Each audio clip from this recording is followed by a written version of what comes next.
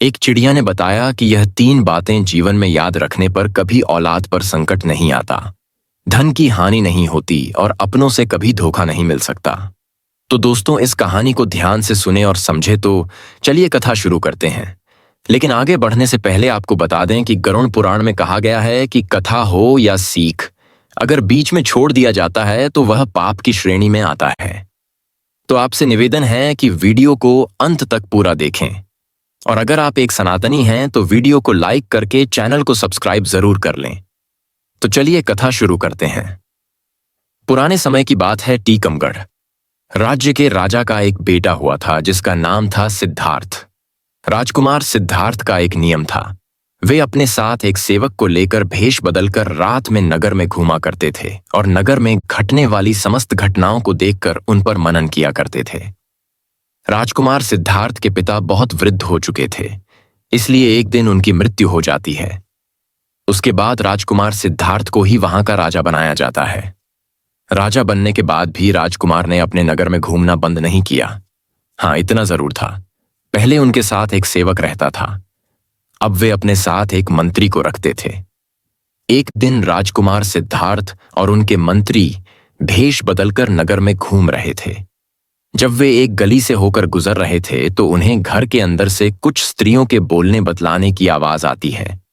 राजा और मंत्री दरवाजे से सटकर खड़े हो जाते हैं और अंदर झांक कर देखते हैं तो उन्होंने देखा कि 3 सुंदर सुंदर युवतियां आपस में बात कर रही थीं। बातों से लग रहा था वे तीनों आपस में बहनें हैं। वे तीनों अपनी अपनी पसंद के बारे में बातचीत कर रही थीं। बड़ी बहन कहती है, बहनों, मुझे तो स्वादिष्ट भोजन खाने का बड़ा शौक है। मैं तो अपना विवाह किसी राजा के रसोइये से कराऊंगी। स्वादिष्ट भोजन खाने को मिलता रहे। तब मंझली वाली कहती है, हे बहनों, मैं तो अपना विवाह किसी राजा के बड़े अधिकारी से करना चाहती हूं।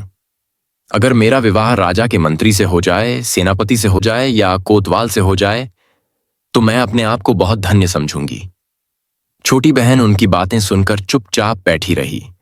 तब उन दोनों बहनों ने अपनी छोटी बहन से पूछा कि बहन, तुम चुपचाप कैसी बैठी हो? तुम भी अपनी बताओ। तो छोटी बहन कहने लगी, बहना, मेरा काम नौकर चाकर से नहीं चलेगा। मैं तो अपना विवाह राजा से करूंगी ताकि तुम दोनों के पतियों पर मैं हुक्म चला सकूं। और मैं इतना चाहती हूं कि राजा से मेरे एक ऐसा बेटा पैदा हो जो हंसे तो फूल झड़े, रोए तो आंखों से मोती टपके, जिसके एक ओर के केश सोने के हों तो दूसरी ओर के चांदी के। बस ऐसा मेरा सपना है। छोटी बहन की बात सुनकर वे दोनों बहनें ठट्ठा मारकर हंसने लगीं और कहने लगीं, बहन, तू तो हमेशा पागलों की तरह बात करती है। तीनों बहनों की बातचीत राजा और मंत्री द्वार पर खड़े सुन रहे थे। तीनों की बात सुनकर राजा को बड़ा आश्चर्य होता है। राजा ने मंत्री से कहा, मंत्री जी, इस घर को अच्छी तरह से पहचान लो और कल सुबह इन तीनों बहनों को दरबार में बुलवा। मुझे इनसे कुछ पूछना है। मित्रों, राजा की आज्ञा का पालन हुआ। अगले दिन मंत्री ने तीनों बहनों को राजा के दरबार में बुला लिया। राजा ने देखा कि उन तीनों में से जो सबसे छोटी बहन थी, जो कह रही थी कि मैं राजा से ब्याह करूंगी, वह बहुत सुंदर थी। राजा उसकी सुंदरता पर मुग्ध हो जाता है। उसके बाद राजा ने उन तीनों से पूछा कि कल रात आप अपने घर में क्या बात कर रही थीं? सच सच बताना, तुम तीनों की बातचीत कल मैंने अपने कानों से सुनी थी। अगर तुमने गलत बोलने की कोशिश की तो तुम्हें राजकीय दंड दिया जाएगा। अब वे बातें तो उन स्त्रियों के बीच की बातें थीं, उन्हें भला वे राजा के सामने कैसे जाहिर करतीं? राजा ने जब उस रात की बातों के बारे में पूछा तो वे तीनों शर्मा गईं। लज्जा के कारण उनकी जुबान बंद हो गई। राजा के पूछने पर उन्होंने कहा कि हमें कुछ याद नहीं है कि हमने क्या कहा था। राजा ने कहा, आप सब कुछ छोड़कर हमें फिर से वही बातें बताइए और हम तुम्हारी इच्छाओं को पूरा करने का प्रयास करेंगे। इस प्रकार मजबूर होकर उन तीनों ने रात में हुई बातचीत को राजा के सामने कह सुनाया। तीनों की बातें सुनकर राजा बहुत प्रसन्न हुआ। उसने तुरंत अपने रसोइयों को दरबार में बुलाया और इन तीनों में से जो बड़ी बहन थी उसका हाथ उस रसोइये के हाथ में दे दिया और कहा, रसोइये, से यह तुम्हारी पत्नी है और आज से तुम्हारा यह धर्म है कि तुम इसे स्वादिष्ट भोजन बनाकर खिलाओगे। उसके बाद राजा ने अपना एक मंत्री बुलाया और मंझली बहन का हाथ उसके हाथ में दे दिया। छोटी वाली से कहा कि तुम्हारी यह इच्छा थी कि तुम्हारा विवाह किसी राजा से हो, सो मैं यहां का राजा हूं। तुम्हें मैं अपनी पत्नी के रूप में स्वीकार करता हूं। ये सुनकर छोटी बहन बहुत प्रसन्न हुई। राजा ने आदेश कर दिया कि अभी इसी समय मेरे विवाह की तैयारी शुरू की जाए। राजा तो उठकर चला गया। उसके बाद राजा के जितने भी कर्मचारी थे वे सब शादी की तैयारी में जुट जाते हैं। उधर उन तीनों बहनों के विवाह की तैयारी होने लगी। छोटी बहन का विवाह बड़ी धूमधाम के साथ वहां के राजा से हो गया। बड़ी वाली का विवाह उसी रसोइये से हो गया और बीच वाली का विवाह वहां के एक मंत्री से हो जाता है। तीनों बहनें अपने अपने पतियों के पास रहने लगीं। छोटी बहन को रानी बनाकर राजा के महलों में पहुंचा दिया गया। मित्रों, यह देखकर उन दोनों बहनों को छोटी वाली रानी के भाग्य से जलन होने लगी। वे दोनों जब इकट्ठी होती थीं तो इस तरह सोचती थीं कि हे बहन, छोटी वाली तो सचमुच रानी बन गई और हम अपनी इच्छा का वर पाकर भी उसकी नौकरानी बनकर रह गई हैं। हमारी छोटी बहन इतनी कौन सी हूर की परी है जो उसको राजा ने अपनी रानी बना लिया। मंझली वाली कहने लगी, बहन, बुरा तो मुझे भी लग रहा है। राजा ने उसमें ऐसा क्या देख लिया जो उससे शादी कर ली। कही हुई बातों का क्या है। आदमी हर तरह की बातें सोचता है और करता है। मेरे मत से तो छोटी वाली नहीं, बल्कि तुम रानी बनने के योग्य थीं, बड़ी ने कहा। मुझे भी यह देखकर आश्चर्य होता है कि राजा की अकल पर क्या पत्थर पड़ गए थे जो उसे पसंद कर लिया। उससे तो तुम 100 गुना अच्छी थीं मित्रों। इस प्रकार वे दोनों बहनें एक दूसरे को कोसने लगीं और एक दूसरे की बुराई करके अपने दिल को तसल्ली देने लगीं। लेकिन कई बार ईर्ष्या इतनी प्रबल हो जाती थी कि मन में विचार आता था कि बहन, हम उसकी बड़ी बहन होकर भी उसके नौकर चाकर की पत्नी हैं और वह हमसे छोटा होकर भी हम पर हुक्म बजाती है। हम और हमारे पति उसके एक इशारे पर नाचने लगते हैं। इस तरह की बातें कर कर के दोनों दिन रात अपनी छाती को जलाती रहती थीं। कई बार सोचती थीं कि उसे खत्म कर दिया जाए या राजा की नजरों में उसे गिरा दिया जाए, तभी हमारे मन को शांति मिलेगी। वे दिन रात इसी उपाय में लगी रहती थीं। वे जब भी अपनी बहन से मिलने जाती थीं तो अपनी हैसियत का ख्याल नहीं करती थीं, बल्कि वह अपनी बहनों से इस तरह मिलती थी कि उन्हें ऐसा न लगे कि वह उन्हें नीचा दिखा रही है। लेकिन छोटी बहन अपनी दोनों बहनों से बहुत प्रेम करती थी। सभी लोग जानते थे कि दोनों नौकरों की पत्नियां हैं और उसकी बहन रानी है। मित्रों, कुछ महीनों के बाद रानी को गर्भ ठहर जाता है। यह खबर पाकर राजा को बड़ी खुशी होती है। इधर छोटी वाली बहन से मिलने दोनों बहनें भी पहुंच जाती हैं और कहती हैं, बहन, इस बात की बड़ी खुशी हुई है कि तुम मां बनने वाली हो। अब तो हम दोनों बहनें ही बच्चे के जन्म तक तुम्हारी देखभाल करेंगी। रानी ने कहा, इससे अच्छी बात हमारे लिए और क्या हो सकती है। तुम मेरी बड़ी बहनें हो, मेरी मां के समान हो। तुमसे बढ़कर भला मेरी देखभाल कौन कर सकता है। तुम अपने पतियों के द्वारा यह आवेदन राजा के सामने पेश कर दो। आशा है कि वे इसे स्वीकार कर लेंगे। मित्रों, उन्होंने अपने पतियों के द्वारा राजा से आवेदन किया। राजा ने कहा, ठीक है, यह बात हम रानी से पूछकर ही आपको बताएंगे। राजा ने अपनी रानी से पूछा तो वह खुशी खुशी तैयार हो गई। अब तो राजा ने उन दोनों बहनों के लिए रानी के पास रहने और उसकी देख रेख करने की अनुमति दे दी। वे दोनों बहनें रानी के पास महल के अंदर रहने लगीं। अब उन्हें अपनी दुष्टता का प्रदर्शन करने का पूरा मौका मिल गया था। इधर जब रानी के बच्चे का जन्म होने का समय आता है तो उन्होंने सारी दास दासियों को वहां से हटा दिया। इधर रानी ने एक बहुत ही सुंदर पुत्र को जन्म दिया। पुत्र को देखकर उन दोनों बहनों की जलन और भी चौगुनी हो गई। चुपचाप उन दोनों ने उस बच्चे को महल के बाहर ले जाकर एक कंबल में लपेटकर एक लकड़ी के संदूक में रखकर नदी में बहा दिया और वहां से एक मरा हुआ कुत्ते का बच्चा उठाकर रानी के पास लाकर रख दिया और महल की सभी दास दासियों को बताया कि रानी ने एक मरे हुए कुत्ते के बच्चे को जन्म दिया है। यह बात सुनकर सभी हैरान रह जाते हैं। इधर राजा को जब यह मालूम हुआ तो वह भी क्रोध से लाल पीला हो जाता है। राजा कहने लगा कि ऐसी स्त्री का मैं क्या करूंगा जो कुत्ते के बच्चों को जन्म देने वाली है। मैं तो इस रानी को मरवा दूंगा। राजा को ऐसा कहते देखकर मंत्री ने उसे समझा बुझाकर शांत किया। इधर वह संदूक नहर में बहता हुआ जाने लगा। नहर जो थी वह राजा के बगीचे से होकर जाती थी। बगीचे की रखवाली के लिए जो सिपाही नियुक्त किया गया था, उस सिपाही का घर भी नहर के किनारे बना हुआ था।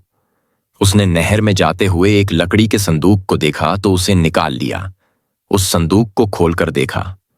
उसमें एक अत्यंत सुंदर तेजस्वी बालक लेटा हुआ था। बालक को देखकर सिपाही बड़ा हैरान होता है कि इस बालक को नहर में भला किसने छोड़ दिया है। उस सिपाही ने ज्यादा सोच विचार नहीं किया कि बच्चा नहर में किसने डाला है, क्यों डाला है। उसके भी कोई संतान नहीं थी, इसलिए वह उस बच्चे को उठाकर अपनी पत्नी के पास ले आया और बोला, भाग्यवान, आज हमें भगवान ने एक बच्चा दिया है।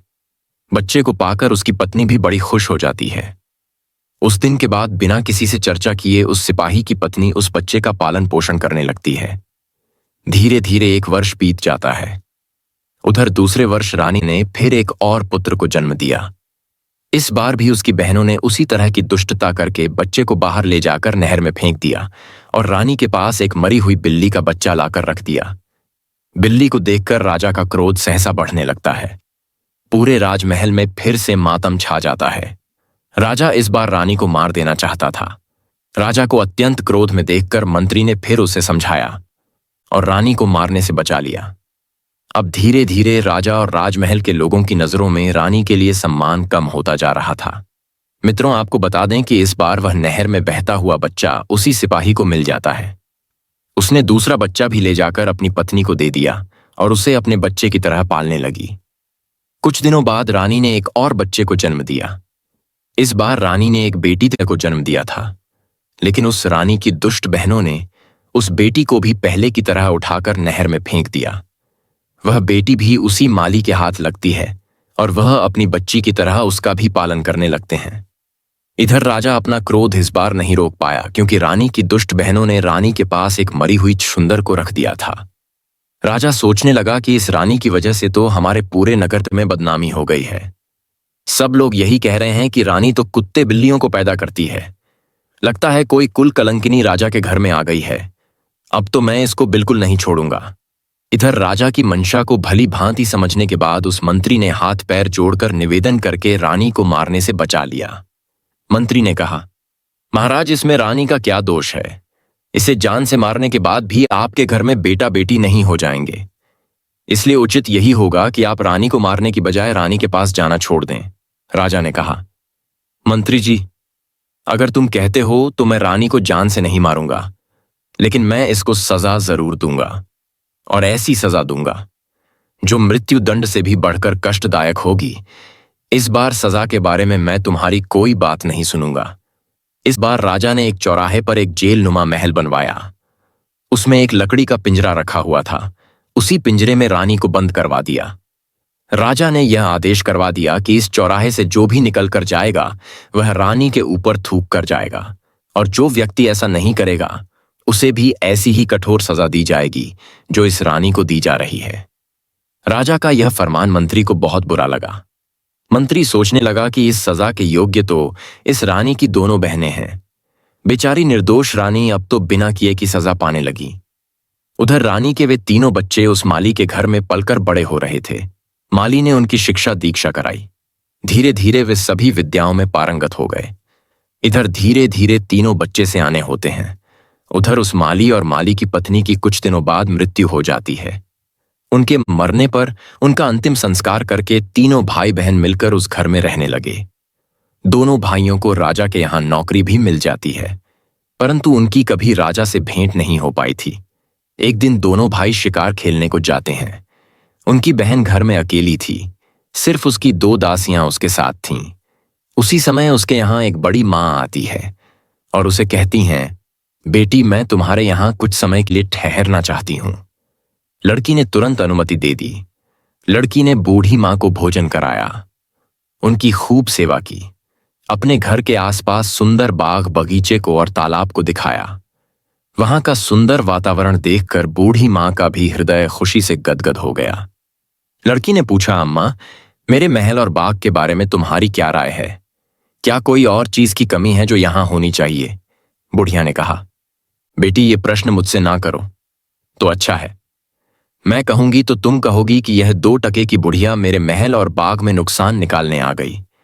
लड़की ने जोर देकर कहा, मैं ऐसा कुछ नहीं कहूंगी। तुम जो कुछ भी कमी इसमें समझती हो वह मुझे बताओ, मैं उसे पूरा करने की कोशिश करूंगी। तब बुढ़िया ने कहा, बेटी, यह सब कुछ तो तुम्हारा ठीक है, किंतु मेरी समझ में यहां पर 3 चीजें और आ जाएं तो संसार में तुम्हारा बाग सबसे सुंदर हो जाएगा। लेकिन उनका मिलना बहुत कठिन है। वो 3 चीजें क्या हैं? ध्यान देकर सुनो। एक तो है बुलबुल, मनुष्य की तरह बोलती है। जब वह बोलती है तो उसके आसपास सैकड़ों हजारों चिड़ियां जमा हो जाती हैं और उसके स्वर में स्वर मिलाने लगती हैं। दूसरा है एक गाने वाला पेड़। उसके पत्ते मोटे और चिकने होते हैं। जब हवा चलने पर पत्ते एक दूसरे से रगड़ खाते हैं तो उनसे मधुर संगीत निकलता है। उस संगीत को हर कोई सुनने वाला मुग्ध हो जाता है। और तीसरी वस्तु है वह सुनहरा पानी। उसकी एक बूंद किसी बर्तन में रख दी जाए तो बर्तन अपने आप भर जाता है और फिर उसमें से एक फव्वारा सा निकलता है जो कभी नहीं रुकता, क्योंकि वह पानी लौटकर उसी बर्तन में गिरता रहता है। बुढ़िया की बात सुनकर लड़की कहने लगी, अम्मा, अगर तुम्हें इन चीजों के बारे में इतने विस्तार से पता है तो तुम यह भी जानती होगी कि यह वस्तुएं कहाँ मिलती हैं। मुझे बताओ, मैं उनकी प्राप्ति का प्रयत्न करूंगी। बूढ़ी महिला ने कहा, बेटा, मैं तुम्हें यह नहीं बता सकती, लेकिन इतना जरूर बता सकती हूं। यहां से कोई व्यक्ति उत्तर दिशा में चला जाए और सीधा चलता चला जाए तो 10 दिन की यात्रा के बाद जो पहला व्यक्ति उसे मिलेगा उससे पूछे कि यह वस्तुएं कहाँ मिलेंगी। वही आगे की राह बताएगा। अच्छा बेटी, बुढ़िया कहने लगी, मुझे काफी देर हो गई है, अब मैं चलती हूं। बुढ़िया को क्या मालूम था कि वह लड़की इतनी साहसी लड़की है कि खुद इन चीजों की तलाश में निकल पड़ेगी। इसलिए उसने विस्तार से वह सब कुछ बता दिया था जो उसे मालूम था। लड़की ने उसकी बताई हुई एक एक बात याद कर ली। इधर दोनों लड़के जब शिकार से लौटकर आते हैं तो अपनी बहन को उदास बैठा हुआ देखते हैं। उन्होंने पूछा, बहन, क्या बात है? आज तुम्हारी तबीयत खराब है क्या, या कोई बात तुम्हारी मर्जी के खिलाफ हो गई है? लड़की ने सिर झुकाकर कहा, नहीं भाई, ऐसी कोई बात नहीं है। भाइयों ने कहा, यह तो तुम झूठ बोल रही हो। कुछ ऐसा तो जरूर हुआ है जो तुम्हें दुख दे रहा है। अगर तुम नहीं बताओगी तो हम तुम्हारे पास से उठकर नहीं जाएंगे।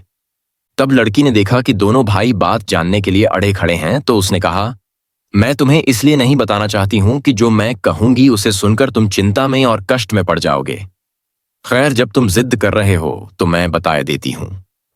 हमारे पिता ने यह महल हमारे लिए बनवाया था और अपनी समझ शेष में सुंदरता और सजावट की कोई चीज की कमी नहीं रखी थी। लेकिन अभी भी इसमें कुछ कमियां हैं। किंतु आज मुझे 3 चीजों के बारे में मालूम हुआ है। अगर वे 3 चीजें इस बाग में आ जाएं तो हमारा महल अद्वितीय सुंदर हो जाएगा। दोनों राजकुमार ने पूछा, बहन, वे ऐसी कौन सी चीजें हैं, हमें शीघ्र बताओ। तब लड़की कहती है, भाइयों, एक तो उम्दा किस्म की बुलबुल जो बोलने वाली हो, जिसका गाना सुनकर हजारों पक्षी इकट्ठे होकर उसके स्वर में स्वर मिलाने लगते हों। दूसरा है गाने वाला पेड़, जिसके पत्तों से पत्ते रगड़ खाकर संगीत निकलता हो। और तीसरा है सुनहरा पानी, जिसकी एक बूंद से ही कभी खत्म ना होने वाला फव्वारा बन जाता हो। मैं इसी चिंता में हूं कि इन्हें कैसे प्राप्त करूं। दोनों राजकुमारों ने पूछा, बहन, अगर तुम हमें यह बता दो कि यह तीनों चीजें कहां और किस दिशा में मिलें तो हम तुम्हें ढूंढकर लाकर देने का प्रयास करेंगे। मित्रों, इस प्रकार अगले दिन उनमें से जो बड़ा राजकुमार था वह अस्त्र शस्त्र लेकर घोड़े पर बैठकर वह तीनों चीजें लेने के लिए चल देता है। तो लड़की रोने लगती है और कहने लगी, भैया, मैं कितनी दुष्ट हूं जो अपने शौक के लिए तुम्हें मुसीबत में फंसा रही हूं। मैं अपनी मांग वापस लेती हूं। अब कभी भी इन चीजों का जिक्र नहीं करूंगी, तुम मत जाओ। तब बड़े राजकुमार ने कहा, बहन, एक बार कमर कसकर मैं पीछे नहीं हटता। अगर मैं नहीं जाऊंगा तो हमेशा मेरे दिल में यह बात खटकती रहेगी कि मैं कायर हूं। मित्रों, राजकुमार ने अपनी बहन को एक खंजर दे दिया और कहा कि जब तक यह खंजर ठीक है मैं सकुशल हूं, लेकिन अगर इसमें से खून की बूंदें टपकने लगें तो समझ लेना मैं जीवित नहीं हूं। यह सुनकर वे दोनों बहन भाई उदास होते हुए कहने लगे, भाई, तुम ऐसी खतरनाक यात्रा पर मत जाओ। लेकिन बड़े राजकुमार ने एक भी नहीं सुनी। उसने फौरन घोड़ा दौड़ा दिया और सीधी उत्तर दिशा की ओर चलता चला गया। चलते चलते 20 दिन का सफर तय कर लिया। तभी उसे एक अजीब सा दृश्य दिखाई दिया। उसने देखा कि एक झोपड़ी सी बनी हुई थी। उसके बाहर एक बूढ़ा आदमी बैठा हुआ था। उसके बाल बर्फ की तरह सफेद थे। उसकी दाढ़ी, मूंछें और भौहें इतने बढ़ गए थे कि उसका पूरा शरीर ढक गया था। उसके हाथ और पैरों के नाखून बहुत बड़े बड़े हो गए थे। उसने अपना शरीर एक चटाई से ढक रखा था। उसके ऊपर उसके बाल पड़े हुए थे। राजकुमार देखकर समझ गया कि वह कोई तपस्वी साधु है जो ऐसे दुर्गम और निर्जन स्थान में अकेला बैठा है। जरूर उन चीजों के बारे में यह साधु जानता होगा। राजकुमार घोड़े से नीचे उतरा और उसने उस वृद्ध तपस्वी के पास जाकर प्रणाम किया। तपस्वी ने प्रत्युत्तर में कुछ कहा, लेकिन उनकी आवाज राजकुमार को समझ में नहीं आई, क्योंकि तपस्वी बालों से पूरी तरह ढके हुए थे। राजकुमार ने फौरन अपनी जेब से एक छोटी सी कैंची निकाली और कहा, तपस्वी महाराज, आपके बालों की वजह से आपकी आवाज मेरे समझ में नहीं आ रही है। यदि आप आज्ञा दें तो मैं आपकी दाढ़ी, मूंछ और बालों को काट दूं। तपस्वी ने इशारे से कह दिया। हाँ, राजकुमार ने उनके सारे बाल काट दिए। अब तो साधु का चेहरा बिल्कुल बदल गया था। राजकुमार ने कहा, तपस्वी, यदि मेरे पास दर्पण होता तो मैं आपको जरूर दिखाता कि बालों के कटने के बाद आप बूढ़े से जवान हो गए हो। राजकुमार की ऐसी बातें सुनकर तपस्वी मुस्कुराया और बोला, बेटा, मैं तुम्हारी सेवा से प्रसन्न हूं। अब बताओ, इतनी दूर किस लिए आए हो? मैं तुम्हारी क्या मदद कर सकता हूं? तब राजकुमार ने बताया कि साधु महाराज, मैं बहुत दूर से उम्दा किस्म की बुलबुल गाने वाला पेड़ और सुनहरा पानी लेने आया हूं। आप मुझे बताएं कि यह वस्तुएं मुझे कहां मिलेंगी। राजकुमार की बात सुनकर साधु चुप हो गया। राजकुमार ने पूछा, महाराज, आप चुप कैसे हो गए? कृपया कुछ तो बताइए। यदि नहीं पता है तो आप मना कर दो। तब तपस्वी ने कहा, पुत्र, मुझे पता तो है, लेकिन मैं तुम्हें इसलिए नहीं बताना चाहता क्योंकि तुम्हारी सेवा के बदले मैं तुम्हें मुसीबत में डालना नहीं चाहता। वहां का मार्ग बड़ा कठिन है। सैकड़ों लोग वहां गए लेकिन कोई लौट कर नहीं आया। इसीलिए मैं तुमसे कहता हूं, जहां से आए हो वहां वापस चले जाओ। राजकुमार ने कहा, बूढ़े बाबा, मैं जाने के लिए नहीं आया हूं। मुझे अपना कार्य पूरा करना है। मैंने अपनी बहन को वचन दिया है। इसमें चाहे मेरी जान ही क्यों ना चली जाए। तुम मुझे वहां तक पहुंचाने का रास्ता बता दो, बाकी मैं देख लूंगा। तुम मेरे युद्ध कौशल पर विश्वास करो।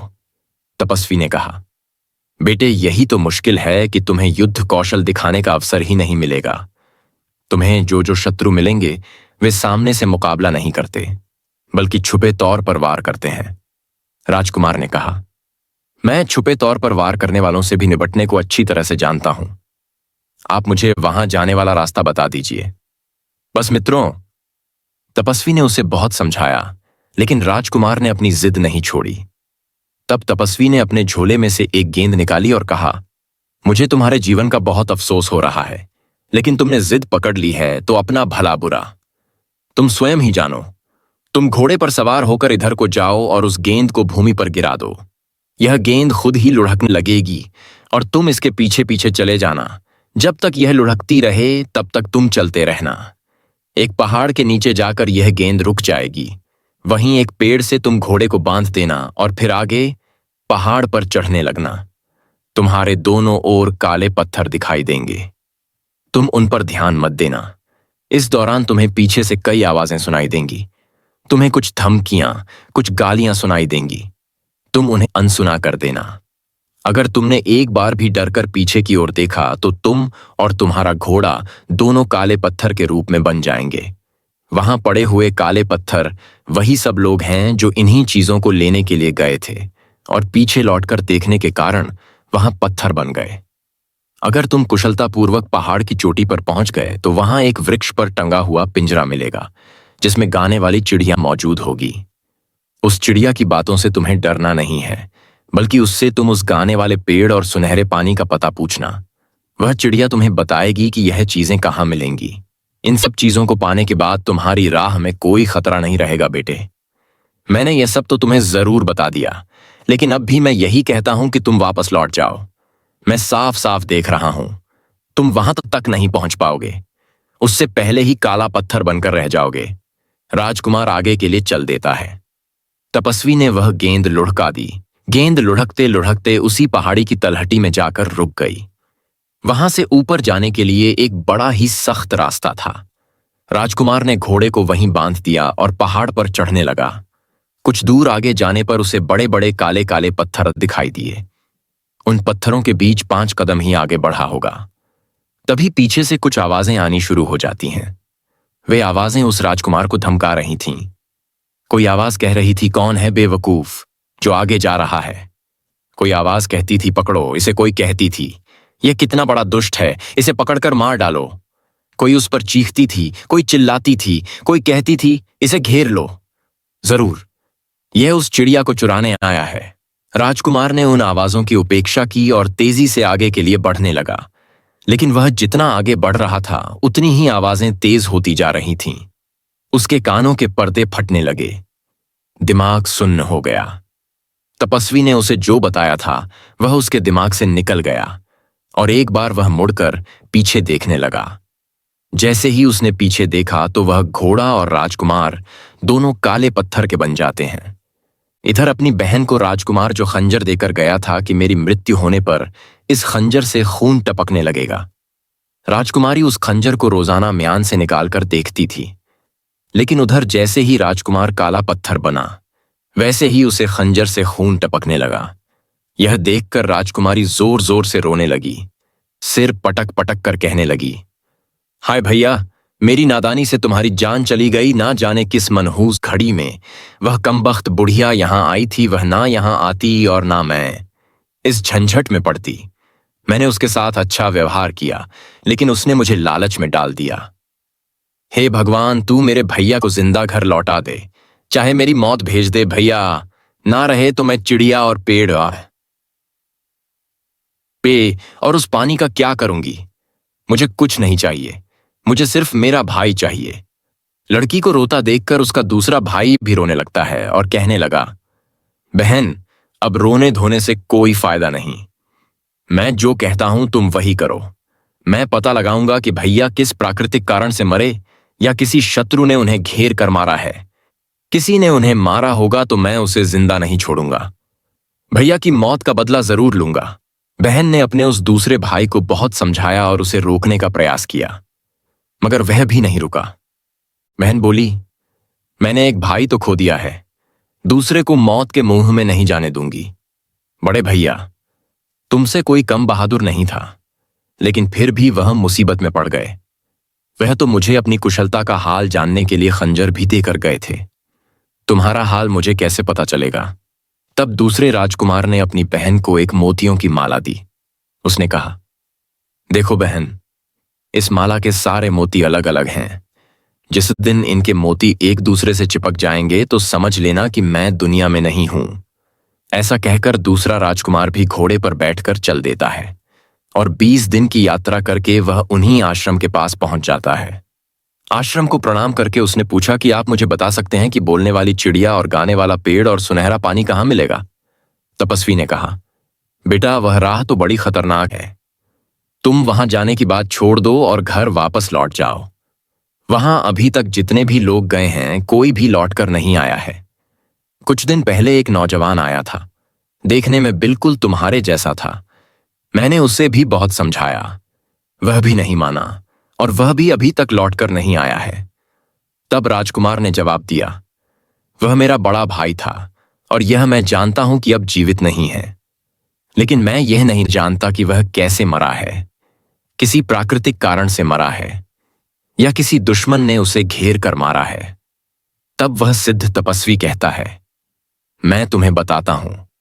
बहुत से आदमी मेरी चेतावनी के बावजूद भी उस रास्ते पर चले जाते हैं और काले पत्थर बन जाते हैं। तुम्हारे भाई के साथ भी यही हुआ है। तुम मेरी बात मानो और घर लौट जाओ, वरना तुम भी काले पत्थर बनकर रह जाओगे। लड़के ने कहा, तपस्वी जी, अब मैं तो बहुत आगे निकल आया हूं। पीछे लौटकर जाने के बारे में मैं नहीं सोच सकता। आप मुझे रास्ता बताइए। तपस्वी ने कहा, बेटे, अगर तुम जिद करते हो तो जाओ, इस गेंद के पीछे पीछे चले जाओ। यह गेंद तुम्हें मंजिल तक पहुंचा देगी। इतना कहकर तपस्वी ने वह गेंद लुढ़का दी।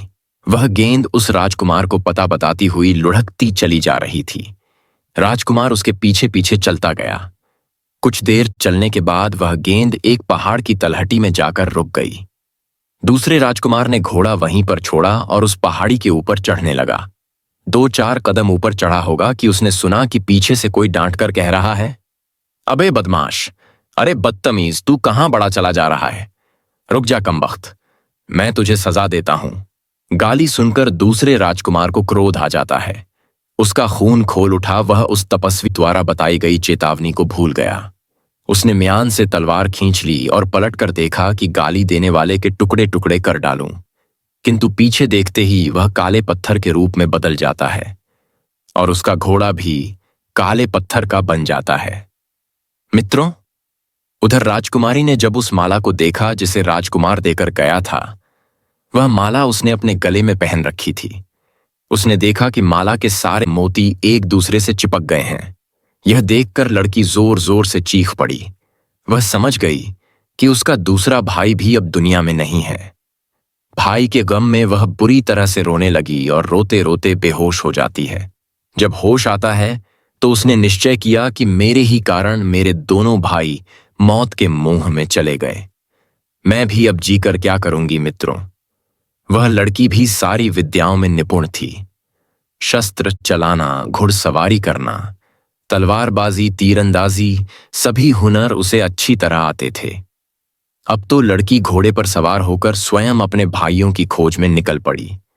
20 दिन चलने के बाद वह उसी साधु के पास आती है और तपस्वी को प्रणाम करके पूछने लगी, हे तपस्वी महाराज, मुझे बोलने वाली चिड़िया, गाने वाला पेड़ और आ रहा है, ऐसी पेय और सुनहरा पानी चाहिए, बताओ यह कहाँ मिलेगा।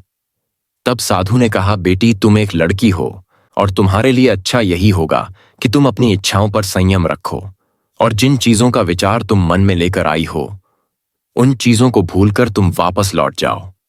वह राह बड़ी कठिन है। लड़की ने अपनी मंशा जाहिर की। तपस्वी जी, अब मैं वापस नहीं जा सकती। कृपया मुझे विस्तार से बताइए कि उस रास्ते में क्या खतरे पड़ेंगे ताकि मैं उनसे निपटने का पहले से प्रबंध कर लूं। साधु ने लड़की को पूरी बात बता दी। साधु ने कहा, बेटी खतरा सिर्फ तब तक है जब तक पहाड़ की चोटी पर न पहुंच जाओ। पहाड़ की चोटी पर पहुंचते ही तुम्हें वहां बोलने वाली चिड़िया मिल जाएगी और वही चिड़िया तुम्हें उस पेड़ और सुनहरे पानी के बारे में बताएगी। तुम्हें इतना ध्यान रखना है कि पहाड़ पर चढ़ते समय पीछे से सुनाई देने वाले कटु शब्द और गालियों को तुम्हें अनसुना करते हुए आगे बढ़ना है। वहां जो काले पत्थर मिलेंगे वह सब वही लोग हैं जिन्होंने उन गालियों को बर्दाश्त नहीं किया है। कुछ समय पहले 2 नौजवान भी आए थे, वह भी शायद उन्हीं पत्थरों के ढेर में पड़े होंगे। लड़की ने कहा, महाराज वह मेरे भाई थे। लड़की ने कहा, इसका मतलब वह शब्द किसी का कुछ नहीं बिगाड़ सकते। यदि उन्हें अनसुना करते हुए आगे बढ़ा जाए तो लड़की ने क्या किया, अपने कान में रुई लगा ली। तपस्वी ने वही गेंद लुढ़का दी। लड़की उस गेंद के पीछे पीछे चलने लगी।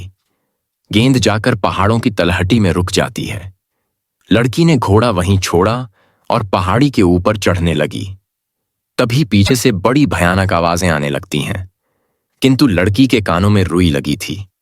इस कारण से वे आवाजें उसे सुनाई नहीं दे रही थीं। लड़की लगातार आगे को बढ़ती जा रही थी। आवाजें धीरे धीरे बहुत तेज होती चली गईं। लड़की उन गालियों को सहन करती गई।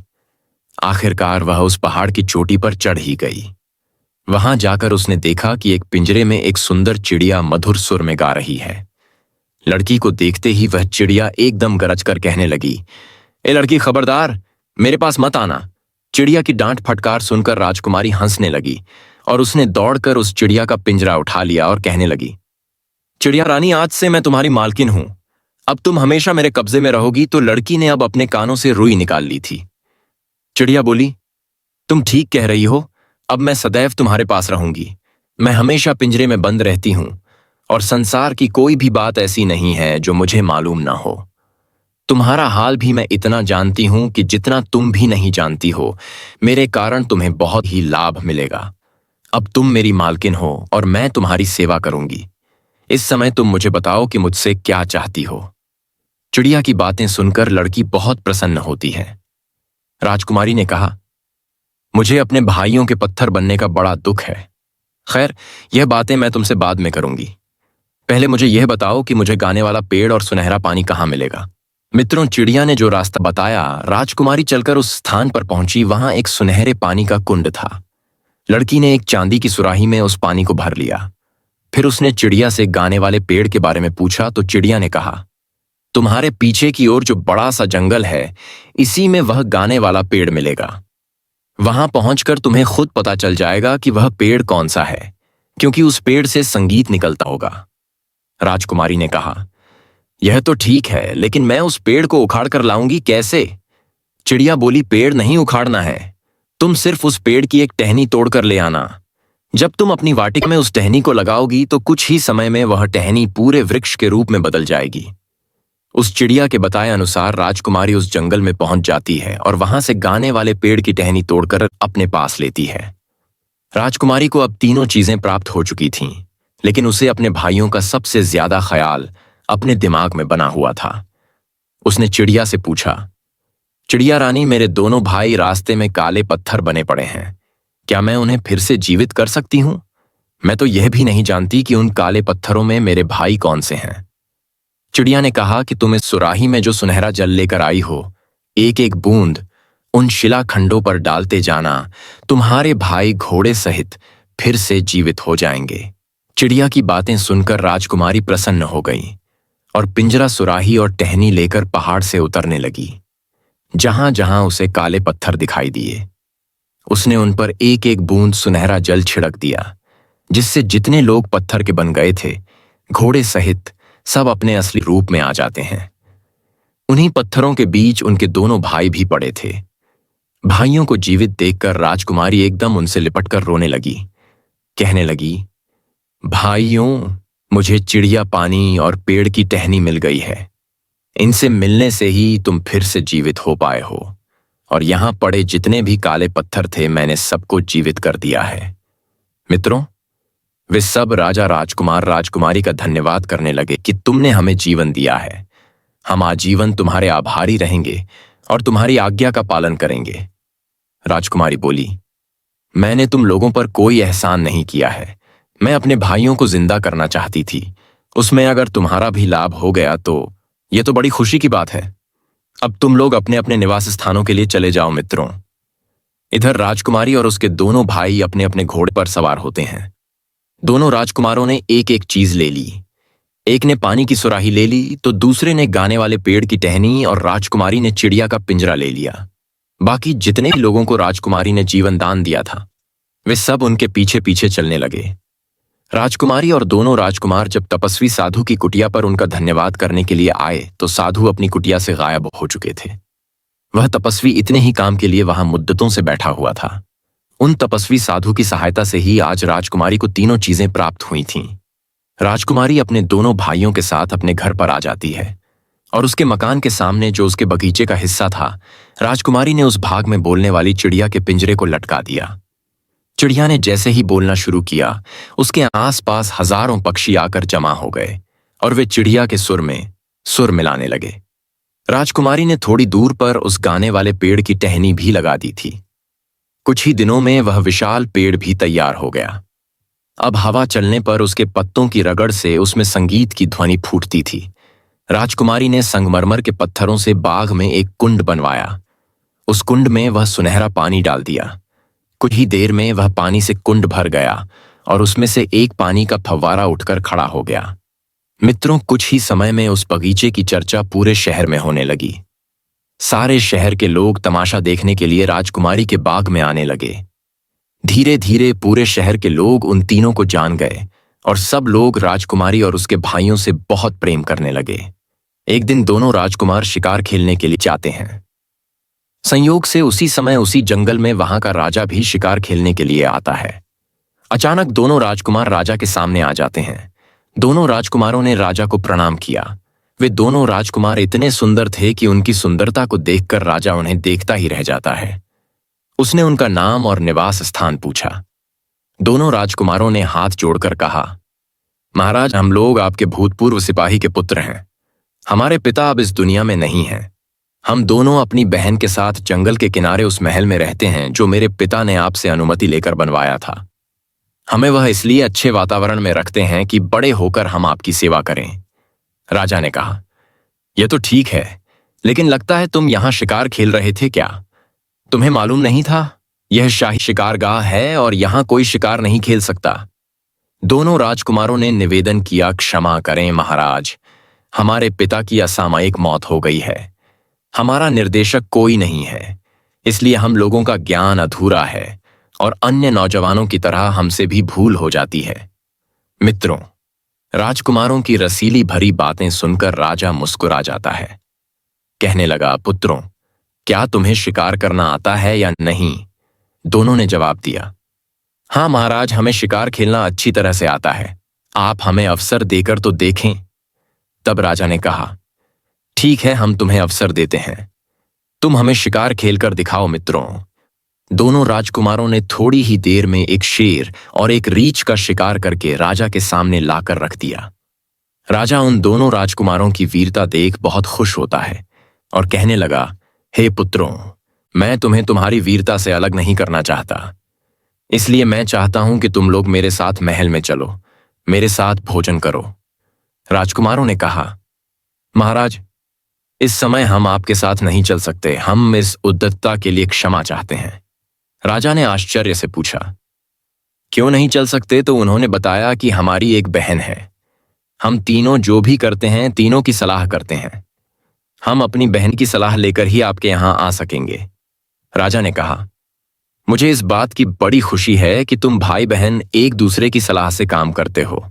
राजा ने कहा, ठीक है, आज तुम अपने घर जाओ और अपनी बहन से पूछकर कल तुम इसी जगह पर हमें आकर मिलना।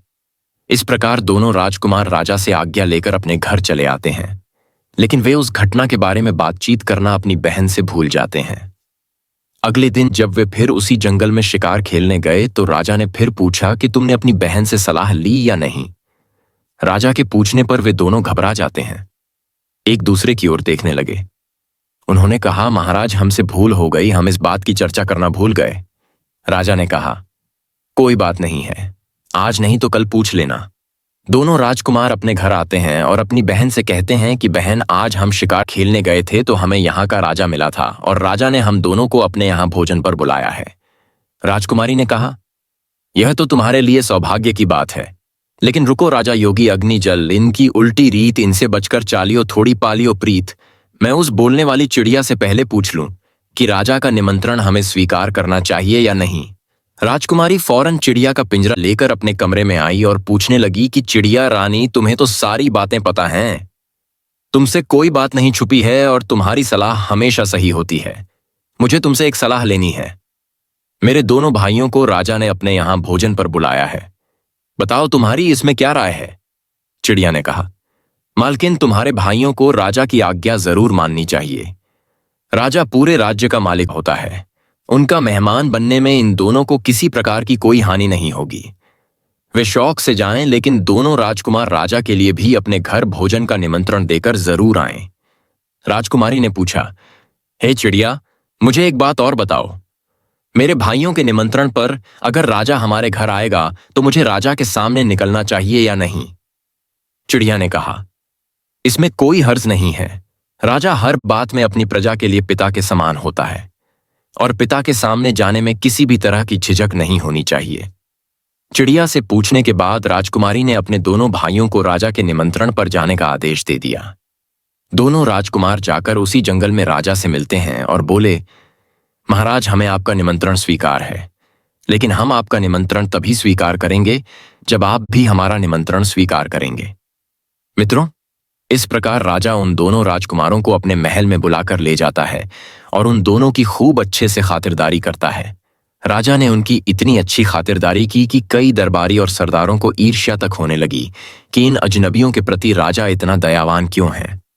राजा के सभी कर्मचारियों को इस बात पर बड़ा ही आश्चर्य हो रहा था। सब लोग यह सोचकर हैरान थे कि इन अपरिचितों का इतना सम्मान क्यों हो रहा है। दोनों राजकुमारों के रंग, रूप, आचार, व्यवहार से सभी प्रभावित थे। उनमें आपस में बातें होती थीं कि राजा ने जिस रानी को पिंजरे में कैद कर रखा है, अगर उसके पेट से बच्चा पैदा होता तो आज इतने ही बड़े बालकों के रूप में होता। मित्रों, इधर जब राजा महल में आता है तो भोजन का समय हो जाता है। दास दासियों ने सोने के पात्रों में भोजन परोसा। राजा ने उन दोनों कुमारों को भोजन करने के लिए बैठने को कहा। दोनों राजकुमार बड़े ही संस्कारी थे। राजा ने उनकी कई तरह से परीक्षा लेकर देख लिया, लेकिन वे हर परीक्षा में खरे उतरे। राजा सोचने लगा, ऐसी कुशाग्र बुद्धि के वीर शहजादे अगर उसके होते तो कितना अच्छा होता। उनके प्रति राजा का आकर्षण बढ़ता जा रहा था। भोजन के बाद राजा उन्हें अपने मनोरंजन के कक्ष में लेकर जाता है और देर तक उनसे बातें करता है। उनकी बातें सुनने से उसका जी नहीं भर रहा था। राजा ने गायन विद्या और वादन आरंभ करने का आदेश दिया। अपने काल के सर्वश्रेष्ठ गायक वादक को वहां उपस्थित कराया और उन्होंने अपनी श्रेष्ठ कला का प्रदर्शन किया। फिर नाच गाने का इंतजाम किया। नृत्यांगना ने मनमोहक नृत्य दिखाकर सभी को प्रसन्न कर दिया। नाटककार ने नाटक किए। यह कार्यक्रम कई घंटों तक चलते रहे। उसके बाद जब संध्या होने को आई, तब दोनों कुमारों ने राजा से अपने घर जाने की आज्ञा मांगी और राजा से कहा कि महाराज, अब आप भी हम दोनों गरीबों की कुटिया में पधार कर हम पर कृपा करें। राजा ने उनका निमंत्रण स्वीकार कर लिया और बोला, मुझे तुम्हारे यहां आकर प्रसन्नता होगी। मैं तुम्हारी बहन से जरूर मिलना चाहूंगा। इस प्रकार दोनों राजकुमार अपने घर चले आते हैं। घर आकर उन्होंने अपनी बहन को बताया कि राजा ने सबके समक्ष हमारा बड़ा सत्कार किया और यह भी वादा किया कि कल शिकार से लौटकर वह हमारे घर जरूर आएंगे। अब हमें राजा के योग्य उत्तम भोजन की व्यवस्था करनी होगी। राजकुमारी ने कहा कि तुम चिंता मत करो, मैं बोलने वाली चिड़िया से सलाह लेकर सारा प्रबंध कर दूंगी। फिर वह चिड़िया का पिंजरा अपने कमरे में लेकर जाती है। उसने चिड़िया को पूरा हाल बताया तो चिड़िया ने कहा, मालकिन, यह तो बड़े सौभाग्य की बात है कि राजा साहब तुम्हारे घर आ रहे हैं। तुम उनके स्वागत सत्कार का जो भी प्रबंध कर सको वह उत्तम ही होना चाहिए, किंतु मेरे कहने से तुम एक विशेष भोजन बनाओ। तुम खीर का गाढ़ा बनाना और उसके ऊपर मेवा की तरह जगह जगह मोतियों को बिछा देना। राजकुमारी बोली, यह कैसा व्यंजन हुआ? ये तो हंसों का नाम तो सुना था कि मोती खाते हैं, पर राजा मोती खाएगा, ये समझ में नहीं आया। फिर इतने मोती मिलेंगे कहां? चिड़िया ने कहा, उसकी तुम चिंता मत करो। तुम्हारे बगीचे की पूर्व दिशा में एक पेड़ खड़ा है। उसी पेड़ की जड़ को तुम खुदवाओ तो उससे ढेर सारे मोती मिल जाएंगे। चिड़िया के कहने के अनुसार दो नौकरों को ले जाकर राजकुमारी ने उस पेड़ की जड़ को खुदवाया तो उस पेड़ की जड़ में एक सोने का संदूक निकला, जिसमें तरह तरह के आभूषण और सुंदर मोती भरे हुए थे। राजकुमारी यह देखकर बहुत खुश होती है। अब उसे चिड़िया पर बहुत अधिक विश्वास हो गया था। इधर राजकुमारी ने मकान की ऐसी सफाई कराई कि मकान चमकने लगा। समय पर दोनों राजकुमार बढ़िया कपड़े पहनकर घोड़ों पर सवार होते हैं और शाही शिकारगाह में पहुंच जाते हैं। शिकारगाह में कुछ देर तक उन्होंने राजा के साथ रहकर शिकार खेला, किंतु उस रोज गर्मी अधिक थी। धूप बहुत तेज पड़ रही थी, इसलिए उस दिन उन दोनों ने शिकार खेलना जल्दी खत्म कर दिया और अपने सैनिकों को वापस भेज दिया। राजा अपने दोनों सैनिकों के साथ उस कुमार के घर आता है। उधर जब राजा उनके द्वार पर आया तो राजकुमारी ने हाथ जोड़कर राजा को प्रणाम किया। राजकुमारों ने बताया कि यह हमारी बहन है। राजा ने राजकुमारी के सिर पर हाथ रख दिया और वह राजकुमारी की सुंदर सूरत को काफी देर तक निहारता रहा।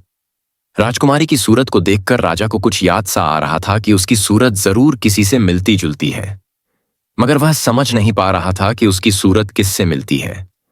उसके बाद राजकुमारी राजा को अपने घर के अंदर बुलाकर ले जाती है और अपने घर के प्रत्येक हिस्से और बाग बगीचे को राजा को दिखाती है। राजा ने पूरा भवन देखकर कहा, तुमने अपने महल की सजावट और रख रखाव बहुत अच्छे ढंग से किया है। अब मुझे अपना बाग भी दिखाओ। कोई आदमी मुझसे तुम्हारे बाग की बहुत तारीफ कर रहा था। यह बाग तुम्हारे पिता के द्वारा लगाया हुआ था। राजा बाग को गौर से देखने लगता है।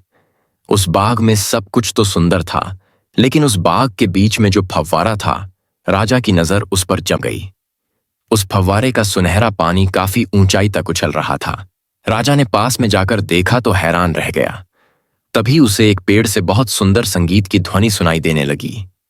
राजा कहने लगा, लगता है इन्होंने अपने बगीचे में गाने बजाने वालों का भी इंतजाम कर रखा है, क्योंकि बाग से बड़े ही सुंदर संगीत की ध्वनि सुनाई दे रही है।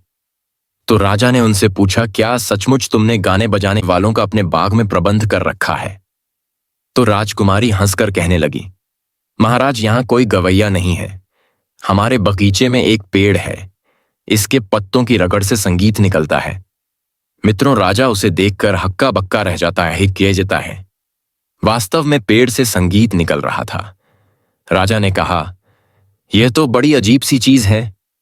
इनके जैसी चीजों की तो मैं कल्पना भी नहीं कर सकता। तुमने ये कहां से पाई हैं? राजकुमारी ने कहा, महाराज, यह मत पूछो कि हमने कहां से पाई हैं। इन्हें मौत के मुंह से निकालकर हम लाए हैं। राजकुमारी ने राजा से कहा, मेरे पास एक और अजीब चीज है जिसे आप और देख लें। वह एक चिड़िया है जो आदमी की तरह बोलती है, और जब यह गाती है तो सारे पक्षी जमा हो जाते हैं और इसके सुर में सुर मिलाते हैं। राजा उस चिड़िया को बड़े ही गौर से देखने लगा। जब वह चिड़िया को देखता है तो फिर उसे बीती हुई बातें याद आने लगती हैं। फिर उस चिड़िया ने कहानी उस राजा को सुनाई जो पहले बीत चुकी थी।